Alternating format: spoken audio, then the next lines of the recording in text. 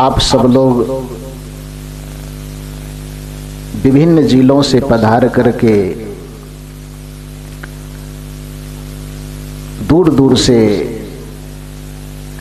मुझे शुभकामना देने के लिए आप लोग उपस्थित हुए हैं। इसके लिए सबसे पहले मैं अपने आत्मा की गहराई से आपको सादर नमन प्रणाम करता हूं।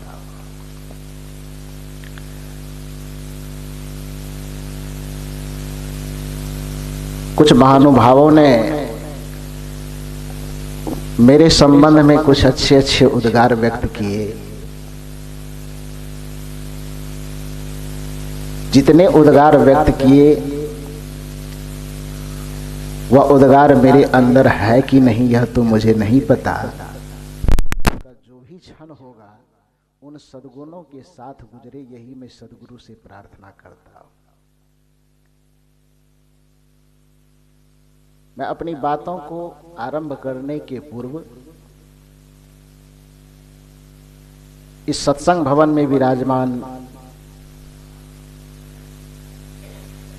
जो मेरे लिए ब्रह्मा स्वरूप, विष्णु स्वरूप और शिव स्वरूप में विराजमान मेरे पूज्य पिताजी हैं, मैं उनको भी सादर प्रणाम करता हूं।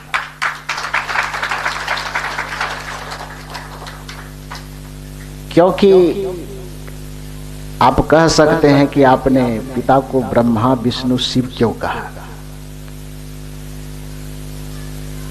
जिसे आप ब्रह्मा विष्णु और शिव कहते हैं या दुनिया जिसे मानती है उसे किसी ने देखा नहीं है। ब्रह्मा का सीधा सा अर्थ होता है बनाने वाला, विष्णु का सीधा सा अर्थ होता है पालन पोषण करने वाला, और शिव का अर्थ होता है विकारों का, पापों का संहार करने वाला। इस संसार में जिस ब्रह्मा विष्णु और शिव की परिकल्पना की गई, त्रिदेव माना गया जिसे, उस ब्रह्मा को सृष्टि बनाते हुए किसी ने देखा नहीं है, सिर्फ परंपरा से सुनते आ रहा है। विष्णु इस संसार में किसी का पालन करता है, यह कथा कहानी में लोग सुनकर, देखा तो किसी ने नहीं। शिव किसी के पाप का संहार करता है, यह सिर्फ कथा में, कहानी में, पुराणों में, परंपराओं में, प्रथाओं में सिर्फ सुना गया है, देखा किसी ने नहीं। लेकिन एक माता पिता एक बच्चे को 9 महीना गर्भ में रख करके उसे तैयार करता है, बनाता है और बना करके इस धरती पर लाता है। इसलिए अपने आंख से जो प्रत्यक्ष दिखने वाला ब्रह्मा है वो माता पिता ही है, उससे बड़ा कोई ब्रह्मा नहीं हो सकता। ये पूरे ब्रह्मांड को बनाने वाले ब्रह्मा को आप देखे हैं कि नहीं देखे हैं, लेकिन ये 3.5 हाथ का जो ब्रह्मांड है, सबका अपना अपना ब्रह्मांड। इस ब्रह्मांड के बनाने वाले ब्रह्मा को आप भी जानते हैं, सब जानते हैं अपने अपने ब्रह्मा को। इसलिए न दिखने वाले ब्रह्मा की पूजा, सत्कार, सेवा कभी हो कि नहीं हो, लेकिन इस 3.5 हाथ के ब्रह्मांड बनाने वाले ब्रह्मा का आदर सत्कार हमेशा करना चाहिए, यह हमें ख्याल रखना चाहिए। पूरे संसार का पालन करने वाले विष्णु को किसी ने देखा हो न देखा हो, कोई देखा नहीं है, सुना है। लेकिन जन्म देने के बाद इस 3.5 हाथ के पूरा जो ब्रह्मांड है, इसका पालन पोषण कौन विष्णु करता है, सबको पता है कि नहीं है ना? वह कौन विष्णु पालन करता है? माता पिता। आपके जीवन के पाप और विकार का हरण करने के लिए कोई शिव, त्रिलोकी, कैलाशपति आएंगे कि नहीं आएंगे ये कहा नहीं जा सकता। लेकिन दुनिया की कोई भी ऐसा बच्चा नहीं होगा जो अपने बचपन की नादानी, अपने बचपन के भूल, अपने बचपन के अवगुण को दूर करते हुए अपने माता पिता को न देखा हो। सबके जीवन में कुछ न कुछ उटपटांग व्यवहार, कुछ न कुछ उटपटांग आचरण, कुछ न कुछ उटपटांग चरित्र होता है। तो उस गलत चरित्र का, उस गलत विचार का, उस गलत व्यवहार का हरण कोई कैलाश पर बैठा हुआ शिव नहीं करता है, बल्कि आपको हमको जन्म देने वाले माता पिता रूपी शिव ही उस पाप का हरण करते हैं। आपके बीच में इतनी लंबी चौड़ी व्याख्यान करने वाला, जो आप लोग जो इतना बढ़िया बढ़िया बात मेरे लिए बोल रहे थे, ठीक है, शिक्षा प्राप्त करने के बाद, गुरु के शरण में आने के बाद, आध्यात्मिक साधना करने के बाद उस ज्ञान में निखार आया जिसको आज आप देख रहे हैं। लेकिन उस संस्कार का बीज, उस भक्ति के बीज को जीवन में आरोपित करने वाला, उस ज्ञान और ध्यान के बीज को जीवन में आरोपित करने वाला, जो ब्रह्मा विष्णु और शिव के स्वरूप में विराजमान हमारे पिताजी यहाँ पर मौजूद है, वही हमारे लिए ब्रह्मा विष्णु और शिव है। उसी स्वरूप में मैं उनको नमन करता हूँ। और यह केवल यह बात मैं अपने लिए सिर्फ नहीं कह रहा हूं, यह बात सिर्फ अपने लिए नहीं कह रहा हूं, सबके माता पिता, सबके लिए ब्रह्मा विष्णु शिव है। लोग कहते हैं कि, कबीर साहब कहते हैं कि देवी देवता की पूजा न करो, शिव की पूजा न करो, ब्रह्मा की पूजा न करो, विष्णु की पूजा न करो। आपके ब्रह्मा विष्णु शिव का ठिकाना ही गलत है। कबीर साहब ने तो कभी मना नहीं किया। कबीर साहब तो कहते हैं कि जो वास्तविक ब्रह्मा है उसकी जरूर पूजा करो, लेकिन पहले जानो तो कि ब्रह्मा है कौन। शिव की पूजा जरूर करो, लेकिन शिव की पूजा करने से पहले जान तो लो कि शिव कौन है। विष्णु की पूजा जरूर करो, लेकिन विष्णु की पूजा करने से पहले ये जान तो लो कि पूजा जिसकी हम कर रहे वो है कौन। तो प्रत्यक्ष रूप में, सगुण रूप में, वर्तमान में जो दिखने वाले ब्रह्मा विष्णु और शिव हैं, वो हमारे माता पिता है। क्यों? तो उसका कारण बता। ब्रह्मा किसे कहा जाता है? जिसने बनाया हो। तो एक अंधे आदमी से भी पूछा जाएगा कि आपको किसने बनाया है? हमको तो मेरे पिताजी ने बनाया। आप लोगों को कोई देवघर वाला बनाया हो तो पता नहीं। अब किसी को काली, किसी को दुर्गा, किसी को हनुमान बनाया हो तो आप समझिए। लेकिन मैं अपने बनाने वाले को जानता हूं। तो जब बनाने वाले को ही ब्रह्मा कहा जाता है, ब्रह्मा की पूजा क्यों की जाती है? सृष्टि का निर्माण किया, इसीलिए उसको ब्रह्मा कहते हैं। तो संसार रूपी सृष्टि बनाने वाले को आपने नहीं देखा, लेकिन इस शरीर को भी ब्रह्मांड ही कहा जाता है। गुरु गोरखनाथ की एक प्रसिद्ध पंक्ति है, जोई जोई पिंड सोई ब्रह्मांड है। जो ब्रह्मांड में दिखता है, इस पिंड को देख लीजिए। अब समुद्र के पानी को समझने के लिए कोई जरूरी है कि कोई सब आदमी समुद्र के पास ही जाएगा? चापाकल से एक लोटा पानी लाइए, उस पानी को समझ लीजिए, समुद्र का पानी समझ में आ जाएगा। तो उस सृष्टि को बनाने वाले को देखने के लिए, जैसे 1 लाख को कोई व्यक्ति समझना चाहे तो पहले उसे 1 समझना होगा। बिना 1 को समझे वह 1 लाख या 1 करोड़, 1 अरब, 1 खरब को नहीं समझ सकता है। क्योंकि 1000 लाख करोड़ अरब खरब 1 से ही तैयार होता है। बिना 1 को समझे कोई 2 नहीं समझ सकता, तो लाख करोड़ अरब खरब कैसे समझ लेगा? उसी प्रकार से पूरे ब्रह्मांड को बनाने वाले को समझने के लिए सबसे पहले इस पिंड को जिसने बनाया है, इस ब्रह्मांड को जिसने बनाया है, उसे समझना होगा। पूरे ब्रह्मांड के बनाने वाले ब्रह्मा की पूजा तब तक सार्थक नहीं हो सकती जब तक अपने इस 3.5 हाथ के ब्रह्मांड को बनाने वाले की पूजा नहीं की जाएगी। पूरे ब्रह्मांड के पाप हरने वाले शिव की पूजा तब तक सार्थक नहीं हो सकती जब तक ये 3.5 हाथ के काया रूपी ब्रह्मांड के पाप का हरण करने वाले माता पिता को आदर न दिया जाए। जब तक इस 3.5 हाथ के शरीर का पालन पोषण करने वाले ब्रह्मा का, विष्णु का आदर सत्कार सम्मान पूजा नहीं किया जाएगा, तब तक अनजाने में किसी विष्णु का कितना भी नाम माला जपा जाए, उससे कोई फल मिलने वाला नहीं। इसलिए हम लोग भजन में गाते हैं, माँ बाप से बढ़कर जग में कोई दूजा नहीं खजाना, जिसने तुझे जन्म दिया रे, दिल उसका नहीं दुखाना। माता पिता से बढ़कर के सगुण रूप में दिखने वाला कोई देव नहीं है। गुरु का भी स्थान माता पिता के बाद आता है। यही कारण है, क्योंकि माता पिता आधार है। गुरु की श्रेणी तीसरे स्तर पर आएगी। ज्ञान की पहले जीवन होगा तब न ज्ञान होगा। जीवन पहला स्टेज है, ज्ञान उसका दूसरा स्टेज है।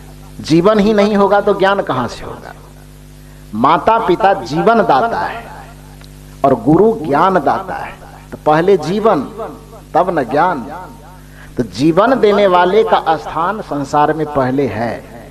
इसलिए श्री राम जब अभ्यर्थना करते हैं, पूजा वंदना करते हैं, तो रामचरितमानस यह बतलाती है क्या?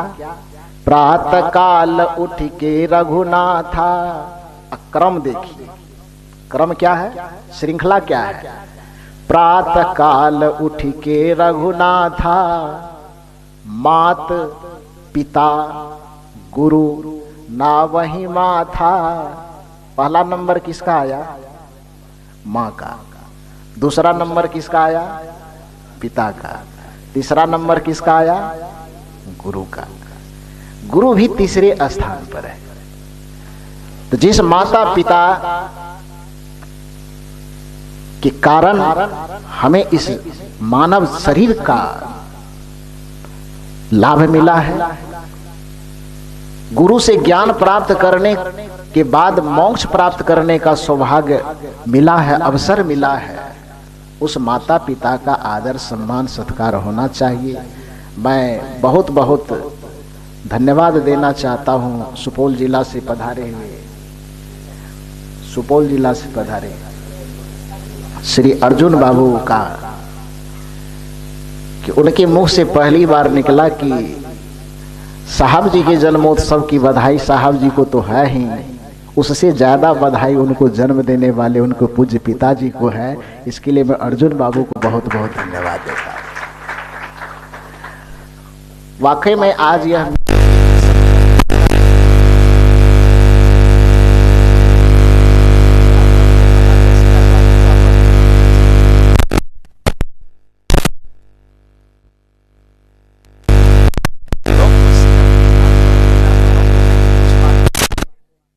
पहले यहाँ के भी लोग चाहे बाहर के भी लोग बराबर पूछा करते थे कि आप लोग माता पिता को छोड़ करके भाग गए हैं क्या? अब पकड़ करके ला दिए हैं, पूछ लीजिए आप ही लोग।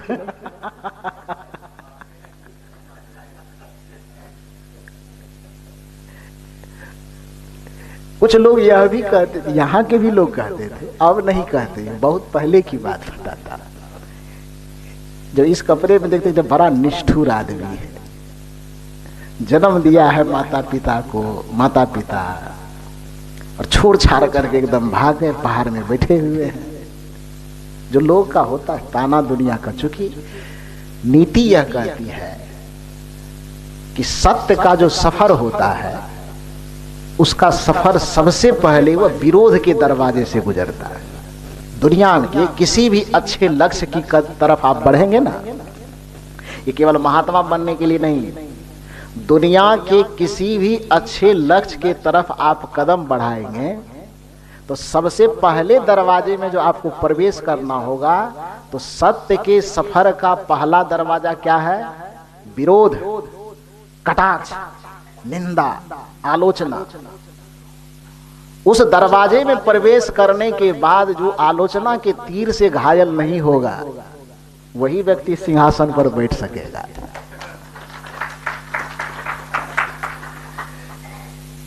ये केवल मैं अपने लिए नहीं कह रहा, और केवल ये महात्मागिरी की मैं बात नहीं कर रहा। जीवन के किसी भी दिशा में यदि ऊंचाई पर को छूना चाहते हैं, सिंहासन पर बैठना चाहते हैं, अपने मन के सिंहासन पर बैठना चाहते हैं, आत्मा का सम्राट होना चाहते हैं, तो ध्यान दीजिएगा कि चारों तरफ से जब आलोचना, शिकायत और निंदा का बौछार आएगा तो उसको एकदम धैर्य से सहते रहिएगा। दुनिया का काम बोलना है, वो बोलेगा, वो रुकेगा नहीं। आप लाख कोशिश करेंगे वो नहीं रुकेगा, तो उसको सहते हुए आगे बढ़ना। नीति यही कहती है कि सत्य के सफर में जो सबसे पहला दरवाजा आता है वो दरवाजा विरोध का दरवाजा आता है। उस दरवाजे से सबको गुजरना पड़ेगा। तो लोग पहले यह बोलते थे, छोड़ के भाग गया, बड़ा निष्ठुर होगा, ये होगा वो होगा। नहीं, मैं छोड़ के भागा नहीं था। मुझे तो 8वां क्लास में, जिस समय मेरी उम्र मात्र 12 वर्ष की थी, कितना, 12 वर्ष, उस समय एक दिन सत्संग, सिर्फ एक दिन सत्संग सुना। लोग कहता है 30 साल से सत्संग सुने, 40 साल से सत्संग सुनने की खैनी तक नहीं छूटता है।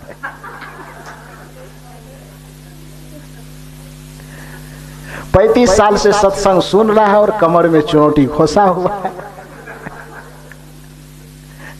वो क्या सत्संग सुन रहा है? वर्ग 8 में संस्कार तो भक्ति का था मेरे अंदर, बहुत इतना था कि पिताजी बैठे हुए, इसके लिए सत्संग करने के लिए मुझे बहुत मार लगी है भाई।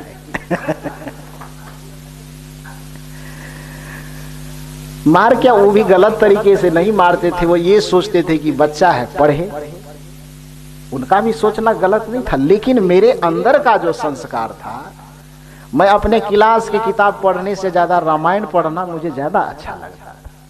3 बजे सुबह जब पढ़ने के लिए मैं जगाया जाता था। बचपन में नींद तो जल्दी टूटती नहीं, अभी तो चाह के भी नींद लाना चाहते तो नींद आती नहीं है। लेकिन बचपन में पिताजी जगाते थे, माँ जगाती थी कि पढ़ो, 3 बज गया, तो जगते थे।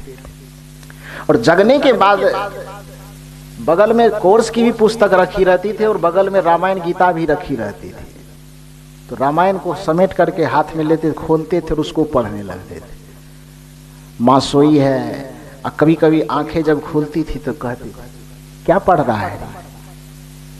कि रामायण का यही काम देगा।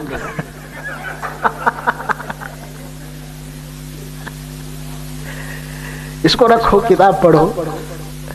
तो कभी पढ़ते थे डर से, लेकिन मन कहता था कि इसको पढ़ो।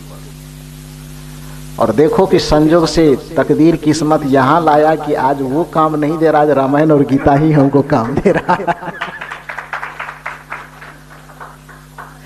तो 12 बजे रात में, आप सोच सकते हैं कि एक 12-10 वर्ष का बच्चा भक्ति के प्रति कितनी ललक होगी। 7-8 किलोमीटर में भी कहीं सत्संग की आवाज कान में आ जाती थी तो ये लोग बीच में हमको दबा के सोते थे, रजाई देके। कहीं से कान में आवाज आया सत्संग का, बीच से धीरे धीरे ससड़ के निकलते थे। और अंधेरी रात में भूत प्रेत का भी डर दिखाता था, लेकिन कोई डर नहीं लगता था हमको। और 12 बजे रात में कितना भी दूर से सत्संग की आवाज आवे, भजन की आवाज आवे, दौड़े दौड़े में चला जाता था। कहाँ जा रहा हूं ये भी मुझे समझ में नहीं आता था। अब कहीं सत्संग हो रहा है, कीर्तन हो रहा है, भजन हो रहा है, बैठ के 10 बजे रात की, 12 बजे की, 1 बजे कोई मतलब नहीं, सुन करके तब आते थे।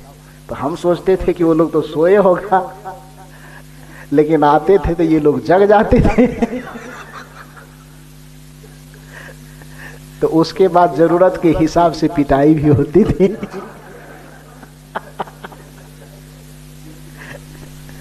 तो वो रुचि थी पहले से, लेकिन सत्संग सुनने का ज्यादा अवसर नहीं मिला था।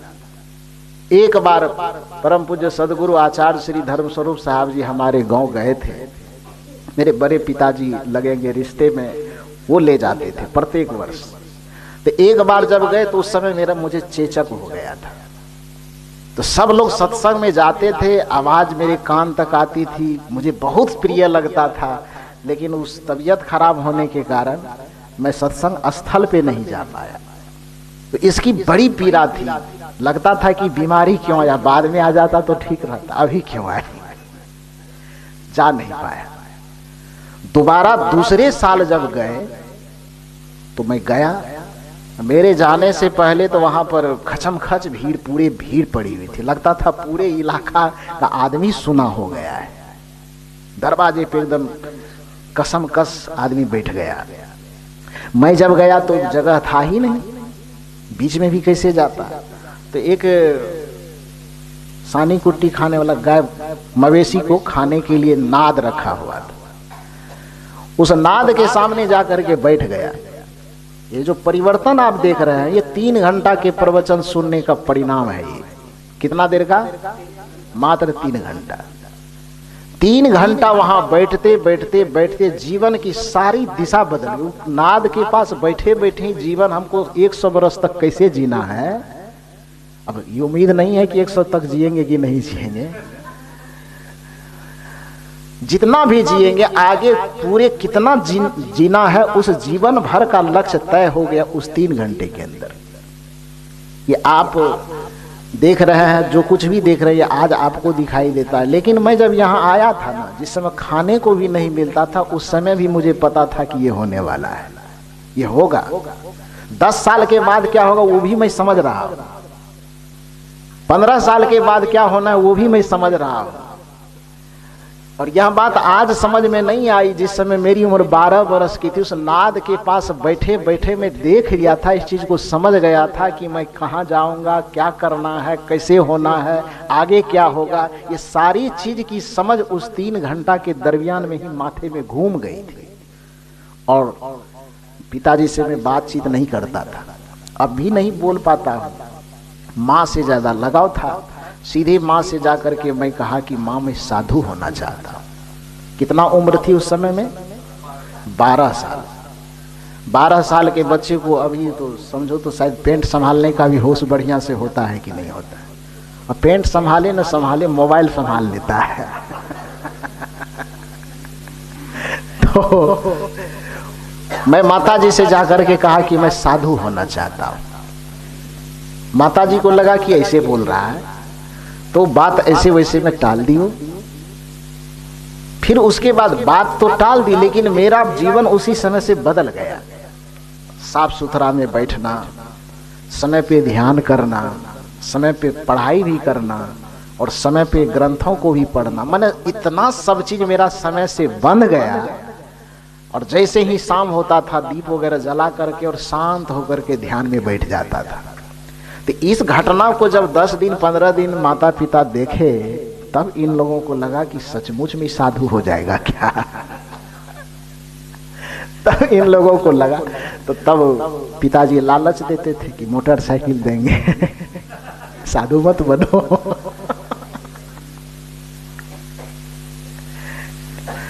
पैसा देंगे, मतलब जिस चीज से ललचाया जा सकता है वो सारा लालच देने की कोशिश ये लोग करते थे। उससे भी नहीं माने तो मेरी दादी जी थी, दादी को लगा कि इसको कोई भूत ऊत लग गया। कोई नजर उजर लगा दिया, तो ओझा गुनी भी लगाने का फिराक लगाया। किसी ने और कुछ कहा, किसी ने और, मतलब जिसके समझ में जैसा आता था। और याद रखिए, माया से छूटना इतना आसान नहीं होता है। ये परिवार को, समाज को जो माया कहा जाता है, जब मैं कह रहा हूं तो जब तक मैं दुनियादारी में था तब तक हम बहुत ज्यादा नानी दादी काकी मामी को देखे भी नहीं थे। और जैसे कहे कि हम साधु होंगे तो इतना रिश्तेदार आने लगा। ये कौन है तो ये नानी है, ये कौन है तो काकी है, ये कौन है तो मामी लगेगी।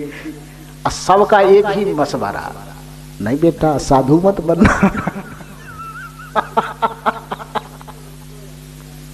सब यही सलाह देते, साधु मत बनना। लेकिन मैं कहता था कि मैं साधु बनूंगा, तो माँ बहुत रोती थी। और पिताजी से हम कभी बात किए नहीं थे, हमें लग जब मारते थे तो हमें लगता था बहुत कठोर आदमी है ये। लेकिन जब साधु बनने की बात हुई तो एक दिन एकांत में इनको भी बैठ करके रोते हुए देखे, मेरे लिए रो रहे थे।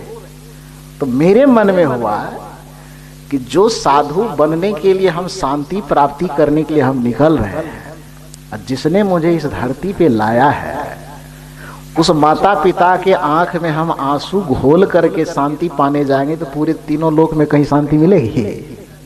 कहीं नहीं मिलेगी। तो उसी दिन मुझको लगा कि माता पिता को रुला करके साधु बने तो क्या बने। बाकी रही बात की जो बात मेरे समझ में आ गई है, और जो बात कल जा करके मुझे गया में, न दरभंगा में, समस्तीपुर में, खगड़िया में, पूर्णिया में पूरे देश को समझाना है, पूरे मनुष्य जाति को समझाना है, तो यह भी तो एक मनुष्य है। माता पिता क्या है? एक मनुष्य है ना। तो कल जो लाखों करोड़ों मनुष्यों को अपनी बात, अध्यात्म की बात, मुक्ति की बात, मोक्ष की बात समझाना है, तो उसकी शुरुआत हमको अपनी माता पिता से ही करना है। यदि इसको हम समझाने में सफल हो गए तो हम यह बात पूरी दुनिया को समझा देंगे। यह बात मेरे माथे में आई और मुझे ये लगा कि एकाएक मुझे अब घर छोड़ करके नहीं जाना है। मैं इनको समझाया कि मैं साधु नहीं बनूंगा और मैं पढ़ना शुरू किया। 8वां तक क्लास था मेरे गांव में, वहां खत्म हो गया। मुझको मधेपुरा जिला जो मेरा है जन्म स्थान, वहां पर भेज दिया गया पढ़ने के लिए। एक रूम खोज करके दे दिया गया, वहां रह। आगे इतनी सारी कहानी नहीं कहूंगा, नहीं तो प्रवचन नहीं हो पाएगा। तो वहां चले गए वहां और 2 साल तक पढ़ाई भी करते थे। और अपना जो साधु, चूंकि दिखावा तो साधुता है नहीं, वो तो स्वभाव में परिवर्तन है, आंतरिक चीजें हैं। जो निर्गुण परंपरा की भक्ति है वो बाहर में दिखाने की भक्ति नहीं। अध्यात्म निर्गुण परंपरा का जो मार्ग है वह अध्यात्म का मार्ग है, और सगुण परंपरा का जो मार्ग है वो धर्म का मार्ग है।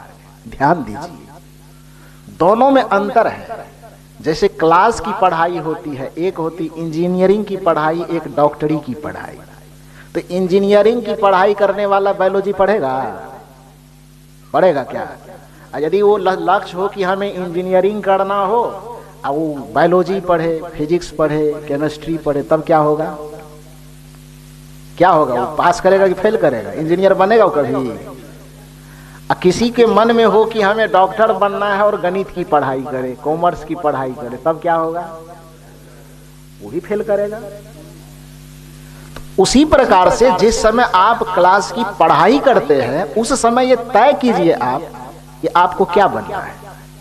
यदि डॉक्टर बनना है तो गणित से आपको कोई मतलब नहीं होना चाहिए। यदि आपको डॉक्टर बनना है तो आपको कॉमर्स से क्या लेना देना है? कॉमर्स कितना भी अच्छा है तो अपने जगह पे अच्छा है, उससे लेना देना क्या है? आपको कोई मतलब नहीं है उससे। यदि आपको डॉक्टर बनना है तो आपको हिस्ट्री से क्या लेना देना है? आपको सोशियोलॉजी से क्या लेना देना है? वो अपनी जगह पे अच्छा है, उसको रहने दीजिए।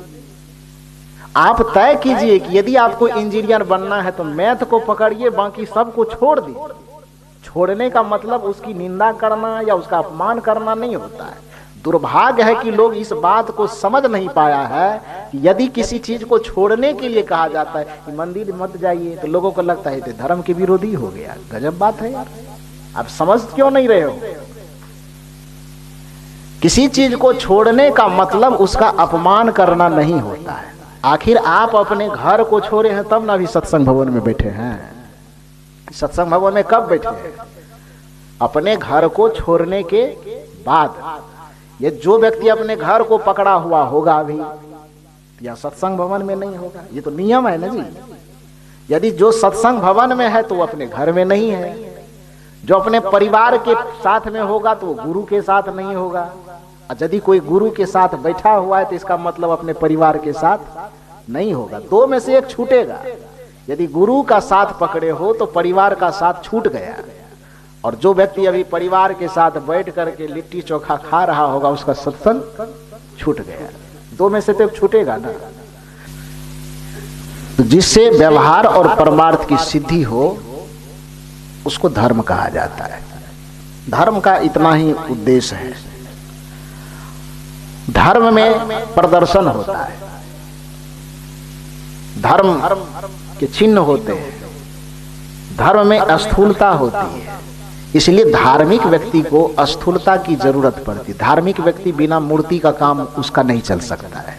धार्मिक व्यक्ति को मूर्ति के पास बैठना पड़ेगा, उसको प्रार्थना गाना पड़ेगा, उसको टीका लगाना पड़ेगा, उसको हाथ में धागा बांधना पड़ेगा, उसको प्रसाद चढ़ाना पड़ेगा, उसको दिया अगरबत्ती जलाना पड़ेगा।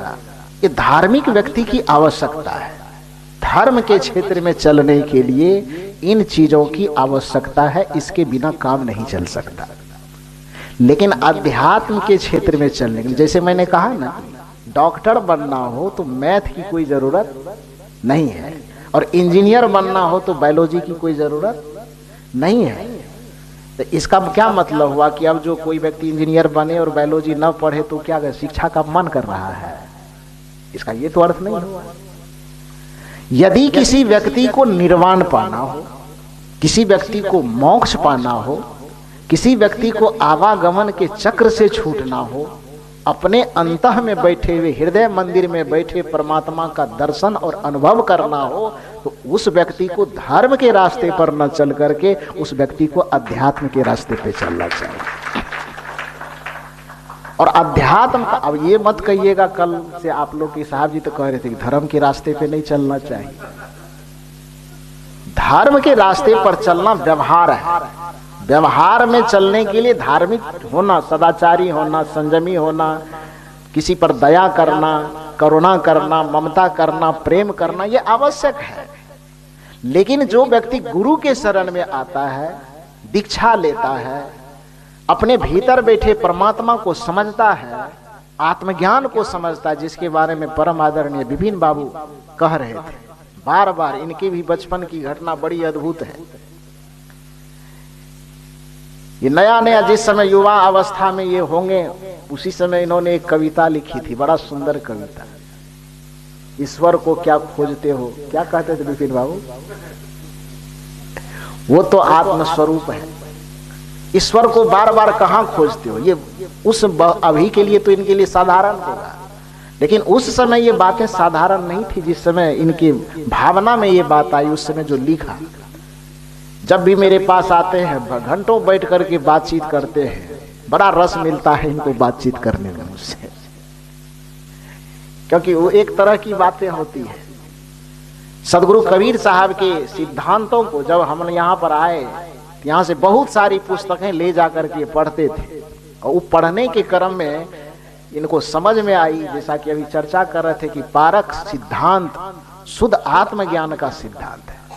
और आत्मज्ञान की चर्चा जहां पर होगी तो वहां पर भिन्नता खत्म हो जाएगी, क्योंकि शरीर में भिन्नता है, आत्मा में कोई भिन्नता नहीं है। पृथ्वी पर भिन्नता है, आसमान में कोई भिन्नता नहीं है। लकीर पृथ्वी पर डाली जा सकती है, आसमान में लकीर नहीं डाला जा सकता। नक्शा पृथ्वी पर बनाया जा सकता है, आसमान में नक्शा नहीं बनाया जा सकता। उसी प्रकार से शरीर में तो भेद दिखाई दे सकते हैं, लेकिन आत्मा में कोई भेद नहीं होता है। और आत्मज्ञान की चर्चा में जो व्यक्ति पहुंच जाएगा तो उसके सामने से सारे मत, पंथ, भेद का, संप्रदाय का भेदभाव खत्म हो जाएगा। वह तो चूंकि आत्मा का स्वरूप एक जैसा है, वो चाहे वो स्त्री का आत्मा हो कि पुरुष का आत्मा हो, तो निर्गुण वाले का आत्मा हो कि सगुण वाले का आत्मा हो, आत्मा का स्वरूप एक जैसा है, उसमें कोई भेद नहीं है। तो सदगुरु कबीर साहब का जो ज्ञान है वो आत्मज्ञान पर आधारित ज्ञान है। और आत्मज्ञान पर आधारित ज्ञान वो धर्म में नहीं बताया जा सकता, वो जब भी बताया जाएगा तो अध्यात्म के रास्ते में बताया जाएगा। यही कारण है कि अध्यात्म शब्द कहने से ही आत्मा का सर्वांगीण अध्ययन करने का बोध मिलता है। अध्यात्म का अर्थ क्या होता है? शब्द सुनिए, अध्यात्म, और उसका थोड़ा संधि विच्छेदन कीजिए, तो संधि विच्छेद कीजिए। अधि जोर आत्म बराबर अध्यात्म। अधि का अर्थ होता है आधार, और आत्मा का तो अर्थ आत्मा समझ ही रहे हैं। जिस ज्ञान, जिस चिंतन, जिस विचार, जिस दर्शन के आधार में आत्मा हो, उसी को अध्यात्म कहा जाता है। और जो व्यक्ति गुरु के पास आता है वो धर्म के बंधन से छूट करके अध्यात्म के रास्ते में चलने के लिए आता है। तो अध्यात्म के रास्ते में कहीं कोई मंदिर का ठिकाना ही नहीं, तो आपको यहां से मंदिर कैसे भेजा जाएगा? अध्यात्म के रास्ते में कोई दिया बाती है ही नहीं, तो उसमें कैसे दिखाया जाएगा कि इधर गुरु का मंत्र भी जपो और उधर जाकर के मंदिर में माथा भी नवो? कैसे कहेगा? ये तो दोनों एक दूसरे के विपरीत बातें हो जाएगी ना। आप होना चाहते हैं कुछ और करना चाहते हैं कुछ, आप बनना चाहते हैं कुछ और करना चाहते हैं कुछ, तो दोनों दो छोर की बातें जब आप करेंगे तो न इधर वाला काम होगा न उधर वाला काम होगा। दुविधा में दोनों गई और माया मिली ना राम। दुविधा में दोनों चला जाएगा, न उधर वाला हाथ लगेगा न उधर वाला हाथ लगेगा, न धर्म का फल हाथ लगेगा न अध्यात्म का फल हाथ लगेगा।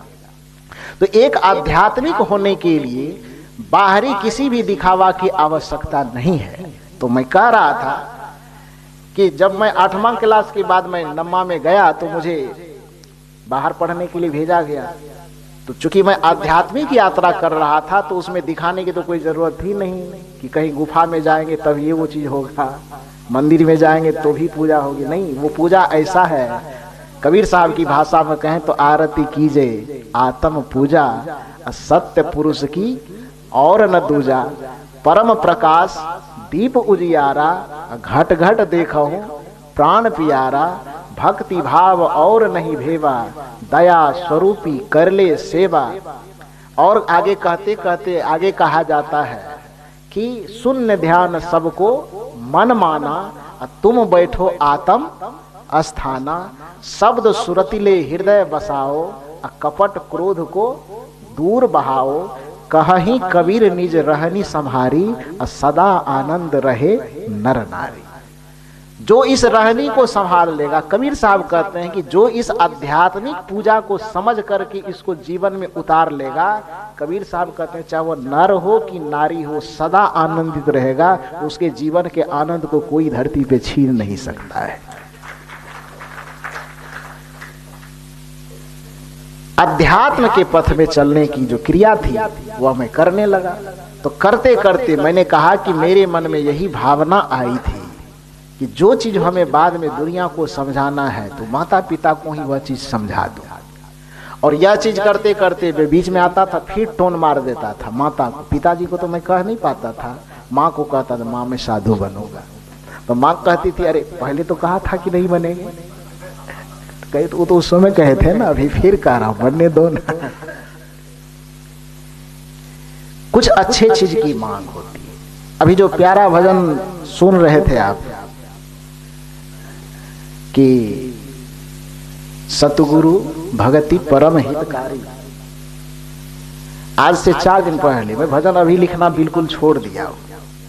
अभी भजन नहीं लगे, कविता अभी मेरे कलम से निकलती है। तो 4 दिन पहले फोन की, गुरुदेव जी कैसे आना है, कितना बजे आना है, कब से शुरू होगा तो बताइए। तो जैसे बच्चा दुलार बनता है तो मुंह लटका करके बोलती है कि सब दिन वही पुराना वाला ही भजन गाएंगे। हम कहे पुराना वाला दाल भात सब्जी पुराना पुराना क्यों खाती हो डेली?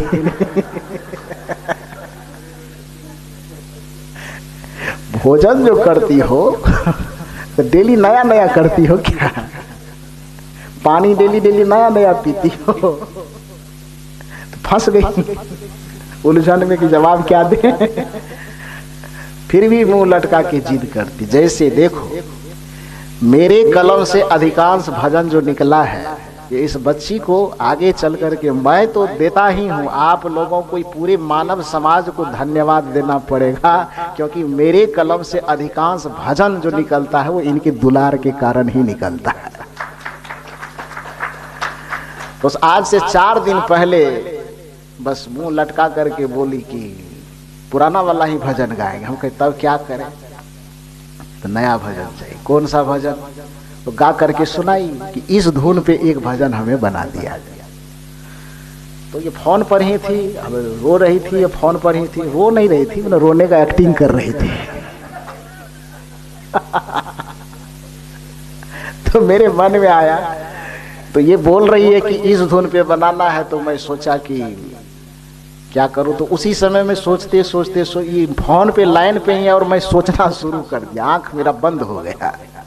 क्योंकि कुछ नया चीज जब भीतर से निकालना होता है तो आप खुली आंख से कोई काम नहीं कर सकते। जैसे ही कुछ गहरा चिंतन करेंगे आंखें क्या होगी, अपने आप बंद हो जाएगी। तो वो लाइन पर ही थी और बताई कि ऐसे ऐसे इस धुन पे कोई भजन चाहिए, लाइन पर ही थी और मेरी आंखें बंद हो गई।